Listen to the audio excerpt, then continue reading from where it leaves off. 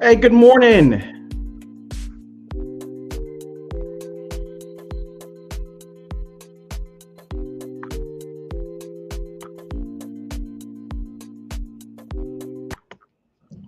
Hey, good morning, everyone.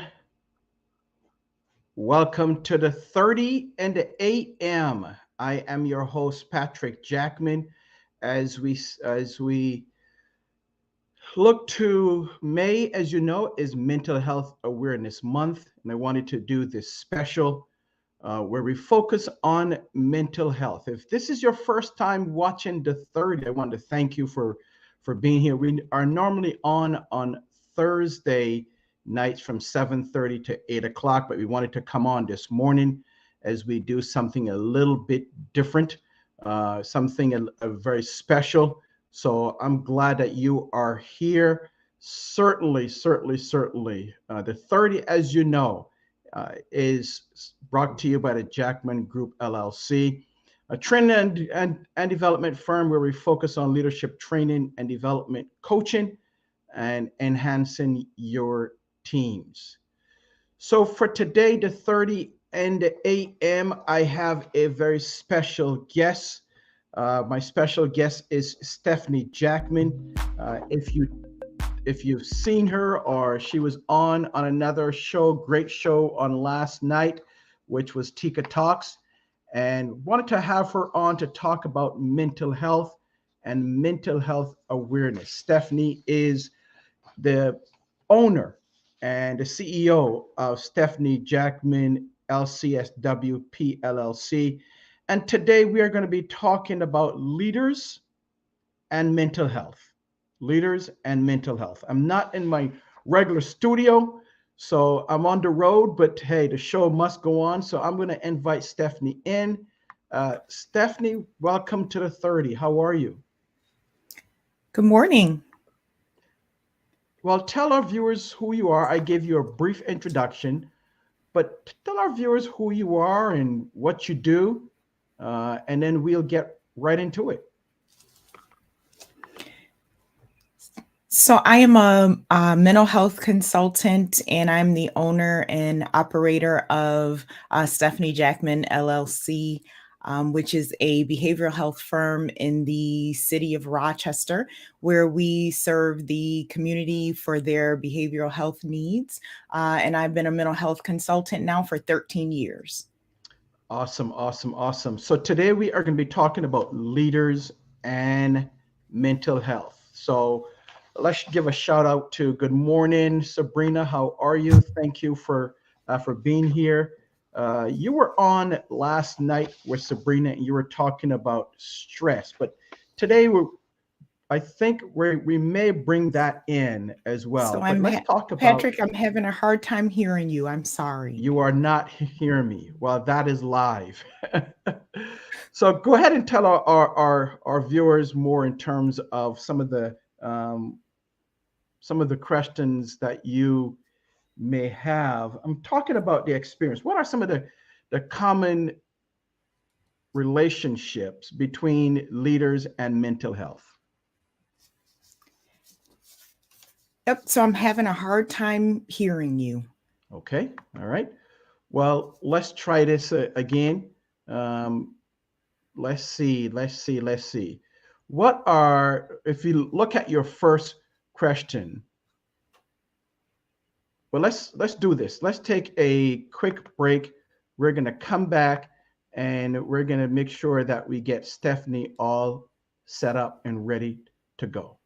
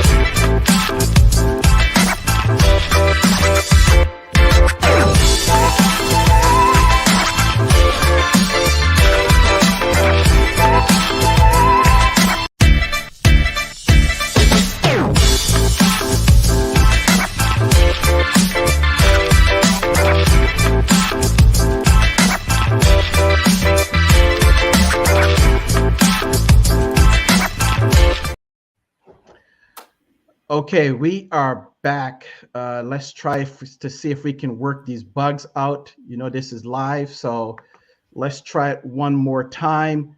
Uh, Stephanie, we're going to ask you a series of questions. The first one is, in your experience, what are some of the common mental health issues that leaders may encounter? Sure. So, some of the common mental health issues that leaders may experience in their leadership roles is um, anxiety, depression. They may have some insomnia or sleep issues. Also, we may see substance abuse issues that may occur within leaders. Okay. And then walk us through some of the potential impacts then with some of those things that you just said. What are some of the potential impacts that leaders' mental health may have on their ability to lead their teams effectively?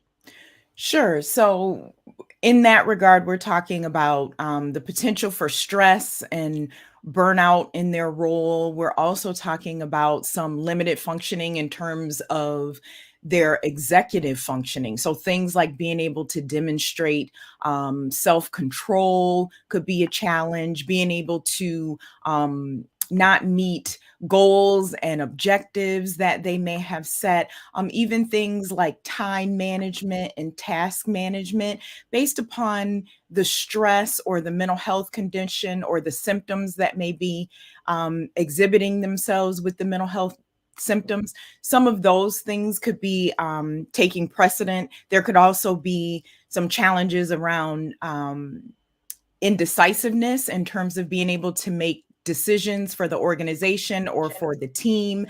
In addition to that, there may be some struggles around fostering relationships with their team members and their colleagues.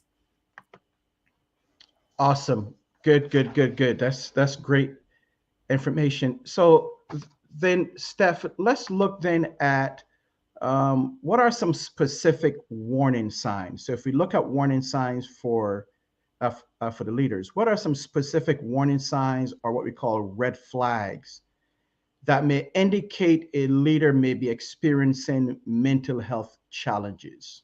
Sure. So, with the leaders, just as any other ordinary person, what I would say is there could potentially be some unexplained physical conditions going on. When all medical conditions have been ruled out, there could still be chronic physical pain. So, back pain, heart palpitations. One of the things that I like to say is our second brain is our stomach. And so if we're having gastrointestinal issues that cannot be explained, if we're having, IBS, irritable bowel syndrome, if we're constantly, having stomach pains and things of that nature, those could be some warning signs and some red flags. In addition to that, again, substance abuse issues around excessive consumption of alcohol. If you're at, a staff Christmas party and it's a little bit more than just the celebration of the holiday season. Again, not being able to meet goals and objectives for the team or the department or the organization. Poor time management skills, inability to be able to get to schedule meetings and appointments on time. And then oftentimes there's unexplained absences in terms of not being able to report to work in a timely fashion. And then, Steph, are these signs easily recognizable? Um, yeah, they're definitely easily recognized, excuse me. So, things again like meeting goals and expectations for the team. Eventually, once Q1 or Q2 is over and those things have not been, those goals and objectives have not been met, then of course, there's that challenge. The other piece that I would say about that, Pat, is those individuals that are closest to the leader on their team, family members, loved ones, friends, the proximity of the individuals that are closest to the leaders. Those are going to be the individuals that may be able to kind of see those red flags the most, right? So one thing to keep in mind is that proximity comes with a level of influence, and so how do you utilize that influence based upon your proximity? So looking at those red flags, seeing those red flags, then the next question would be, okay, what do we do about it, or how do we address it with the leader, with our spouse, mom, dad, whatever that relationship of proximity is. And so you just asked the next question is how do we, what do we do? So if let's say you as my wife and you're leading a team, and I recognize that there's some lack of sleep or some things that is going on, what do I do as the leader's spouse or even a team member or manager? What do I do? Sure. So again, the relationship is key, right? So depending on the proximity and how close you are with the leader can really determine what steps that you take and if the leader potentially would be open to that. So timing is really key, and the relationship is really key. One thing again, like I said, proximity definitely comes with influence. So people want to be able to have a connection before they're able to have correction. So if it is a team member who there is a close relationship with that leader, then perhaps there can be some type of conversation and dialogue around hey, these are some observable things that I've noticed. Can we sit down? Can we have a conversation? How's things going? I'm noticing that we've had this meeting scheduled for the last 3 weeks, and you're consistently coming in late, or you've been calling into the office quite frequently. Let's chat a little bit and talk about what's going on. So having those conversations and dialogue is really key. So I'm talking with Stephanie Jackman. Stephanie is a LCSW MS. She is a licensed social worker and therapist. She's also a business owner. And we're talking about leaders and mental health. If you have any questions for Stephanie, you can put them in the chat and we'll make sure that we get her. Hopefully, we have enough time to answer some of those questions. So, Stephanie, how about, we hear a lot about this topic or this concept of work-life balance. Work-life balance. In your experience, is there such a thing as work-life balance? Okay, so Pat, that is a great question. And there is such a thing. However, we have to be intentional. We have to be deliberate in our approach in terms of work-life balance, right? So, one of the things that I would say in regards to work-life balance is you have to implement boundaries, right? So we talked about that yesterday on Tika Talks, where you have to have boundaries, even as CEOs, entrepreneurs, managers, directors, and leaders of teams. It is key and critical to have boundaries. Yes, we have goals and objectives that our team or our company or our organization has to meet, but we still want to be able to have boundaries. That piece is so key and so critical. And then one of the consistent mantras that I hear that you use for the teams and the companies and the organizations that the Jackman Group partners with in the community is your 3 Ds, right, Pat? So we're talking about do, delegate, and decline. So that's even something simple, but yet will we implement it as leaders? So that's another thing, that everything that comes to our desk, are we doing it? Can we have the potential to decline it, or can we delegate it to someone else in our team or within the organization? Again, the other piece that I would also say around work-life balance is, where are you in your career trajectory, right? So are you just starting out, and are you pretty eager about, wanting to have the top floor corner office? Or are you specifically the CEO of the company at this time, and now you're kind of looking for succession planning? So work life balance really has a lot to also do with where you are in the course of your career.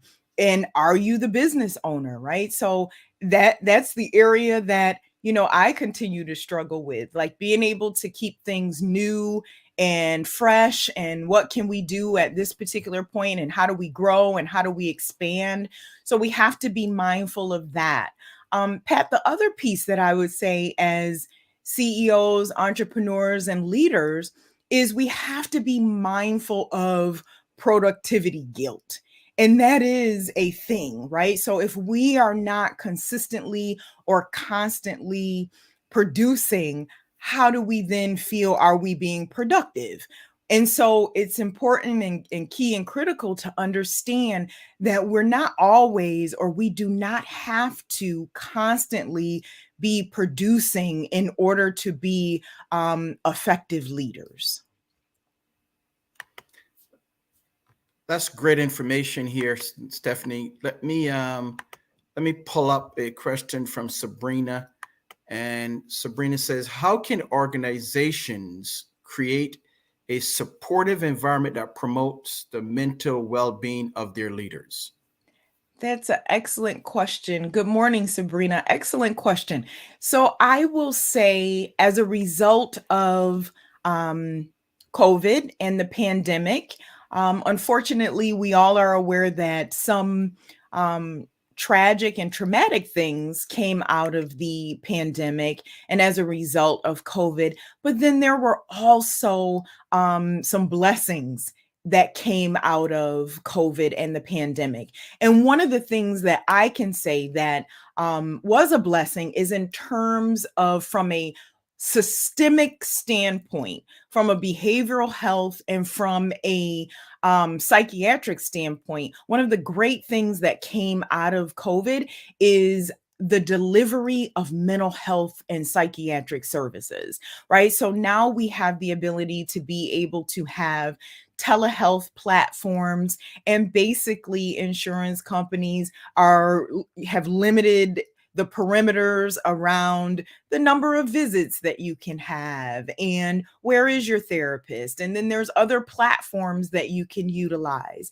So oftentimes at this particular point, organizations and corporations and companies have embraced that model. So they have really strengthened their EAP model, right? So the employee assistance program for their employees, that many employers have really strengthened that approach for their employees.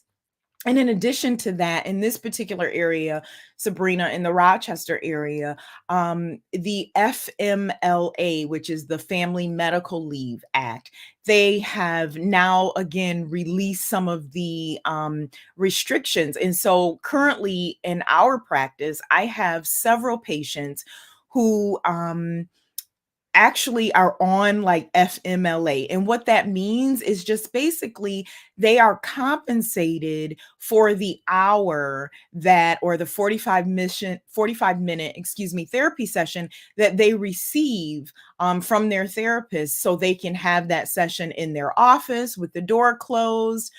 They can take the time off and they can go out to their car, they can go somewhere else and have that therapy session. And so that really says that companies and organizations are tearing down the walls and breaking down the walls to the stigma of mental health, and they are pushing in more in regards to being able to promote mental wellness and promoting healthy mental health for their employees and their teams. It's funny. It looks like you might have answered this other question from Sabrina. How can leaders promote a culture of open communication, destigmatize discussions around mental health within their organizations?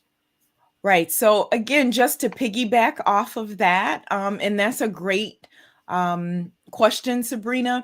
The other piece that I would say, in addition to your first question, is one of the things that I think is really important with leaders in organizations, companies, specific teams within companies and organizations. One thing that I would say is leaders really, really need to be vulnerable around some of their own mental health struggles. And that really doesn't necessarily happen that often, right? But in order to be able to kind of create a culture around promoting healthy boundaries with mental health and being able to support breaking down the stigma around mental health, there has to be a level of vulnerability that comes with that. And oftentimes that may need to start at the top. Now, again, as CEOs, leaders, directors, entrepreneurs, business owners, that's not always easy. But we have to start somewhere. And so being able to be vulnerable to meet your people and your team where you are is really, really key.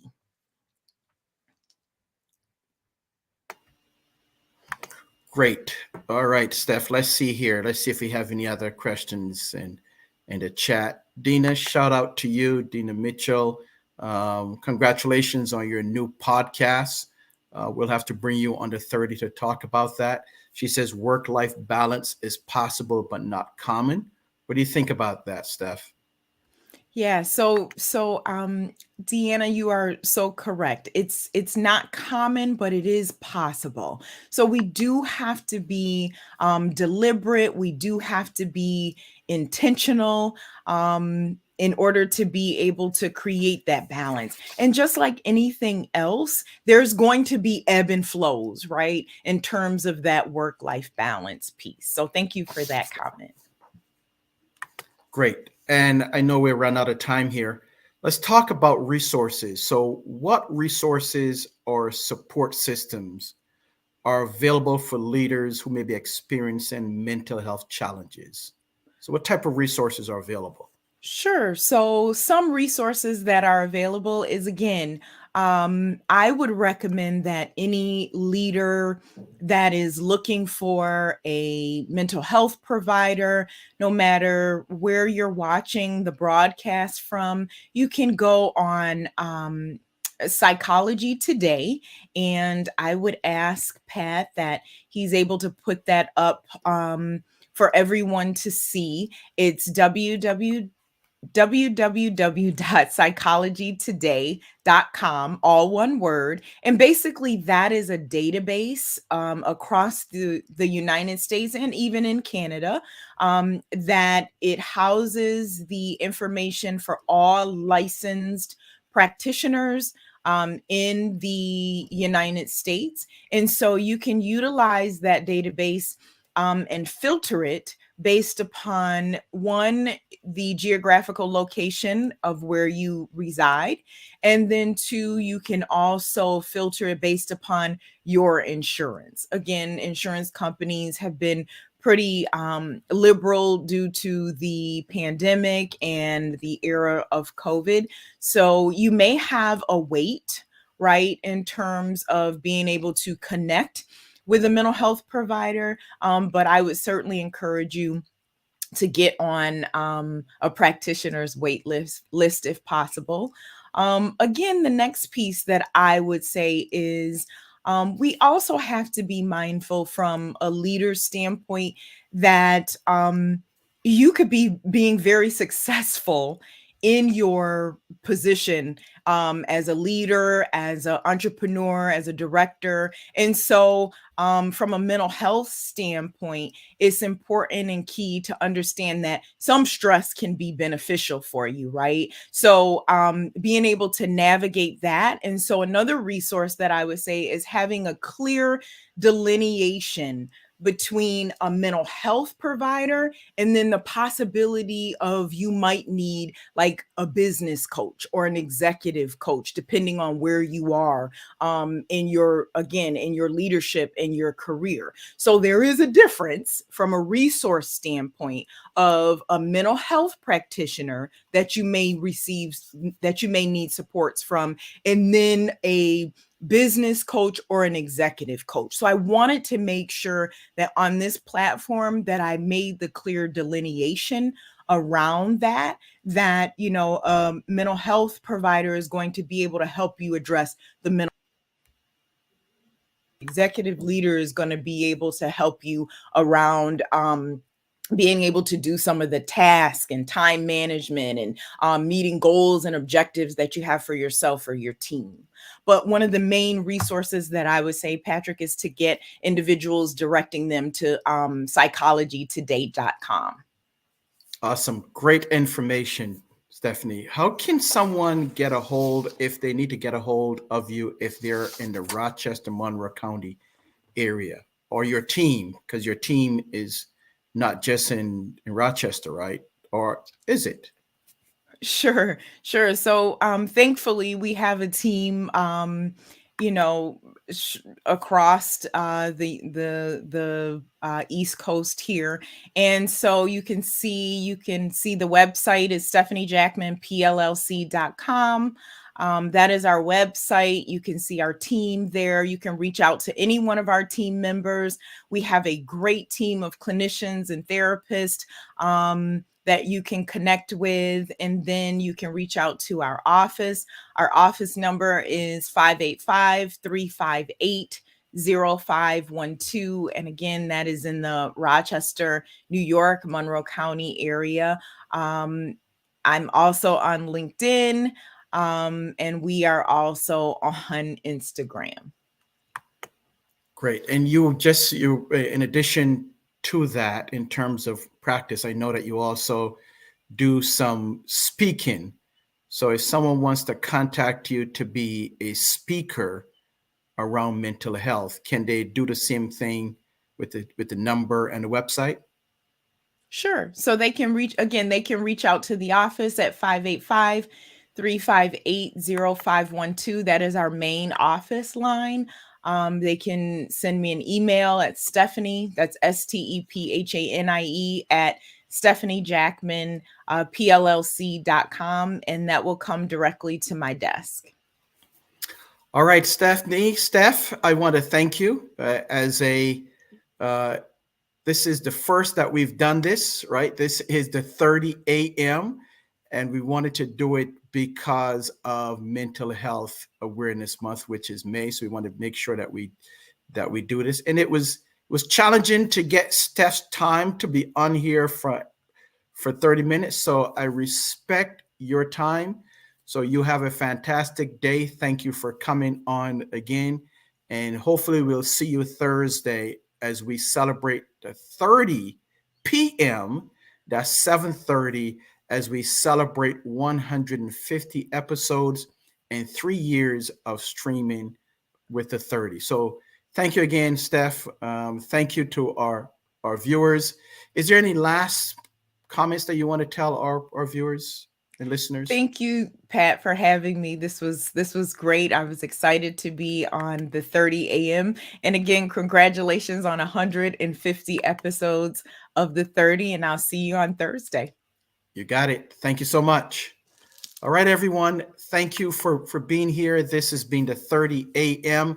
Catch us Thursday at 7:30 p.m. Eastern Time for our anniversary, our celebration, and we'll see you then. God bless you and be safe.